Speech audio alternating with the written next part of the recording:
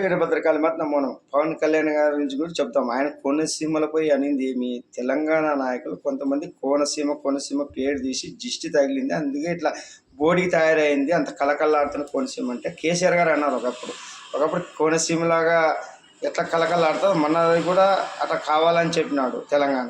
తర్వాత సిరిసిల్ల ఒకప్పుడు కరువు ప్రాంతం, ఇప్పుడు కోనసీమ కంటే అద్భుతంగా తయారైతే సెల్యులాయిడ్ సినిమాలో చూపిస్తున్నారు. మన కోనసీమ అంత లాగా అయిందని చెప్పి అంటే నరుడు కానీ జిష్టి అని ఆ మాట చెప్పినందుకు తెలంగాణ నాయకులు రాజకీయంగా అనే మాటలకి వాళ్ళు ఆ వర్డ్ చెప్తే మొత్తం తెలంగాణ సమాజం మీద దురుకుతారు. ఈ కోమటిరెడ్డి వెంకటరెడ్డి ఆయన కర్మ సిద్ధాంతం నడుస్తుంది. మీరు జాగ్రత్తగా ఉన్న అందరూ రాజకీయ నాయకులు రాజకీయాలు చేయొద్దండి.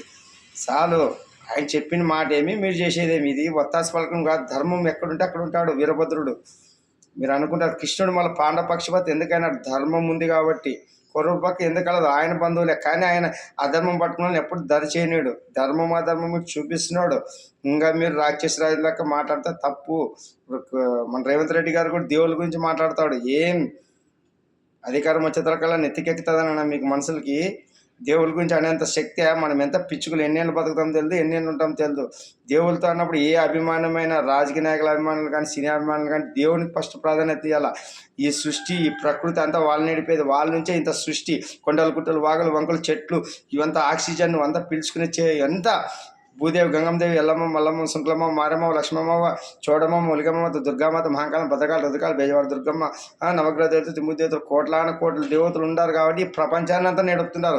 దాంట్లో మనం పిచ్చుకులు ఎన్నో జన్మ తెలియదు, ఏం తెలియదు, వచ్చే జన్మ ఏమవుతుందో తెలియదు, ఇంకొక గంటకి ఏం జరుగుతుందో రేపు ఏం జరుగుతుంది. ఇవన్నీ దేవులతోన విమర్శలు చేయొద్దండి, నాశనం అయిపోతాం. వద్దు. దేవులతో అగ్గితో ఇప్పుడు ఉండేది వీరభద్రుడు. వెంటనే కర్మైజ్ రిటర్న్ వెంటనే తిరిగిస్తాడు.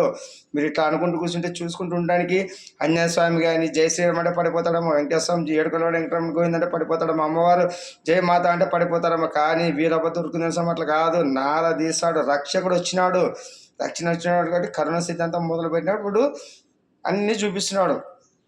కరోనా ఒకసారి హెచ్చరిక, మీ జీవితాలు ఎట్లుంటావా అని. ఆయన తీసుకోవాలనుకుని అట్లా తీసుకుపోతారు. కానీ భారతదేశాన్ని వెలిగించాలా, కర్మ సిద్ధాంతంతో సనాతన ధర్మాన్ని కాపాడాలా, మనలో విప్లవం తెచ్చి మనలో చైతన్యం తెచ్చి మళ్ళీ దారి తప్పిన కలియుగాని మళ్ళీ దారిలో పెట్టడానికి వచ్చినాడు రక్షకుడై. వీళ్ళు క్రైస్తవులు అంటారు కదా, రక్షకుడు వచ్చినాడు. రక్షకుడు రాకడ కోసం ఎదురు చూసినప్పుడు రక్షకుడు ఆల్రెడీ వచ్చాడు. కరోనాతో మొదలు పెట్టినాడు. ఆయన వీరభద్ర వీరభగవత స్వామి రక్షకుడు. జై వీరభద్ర.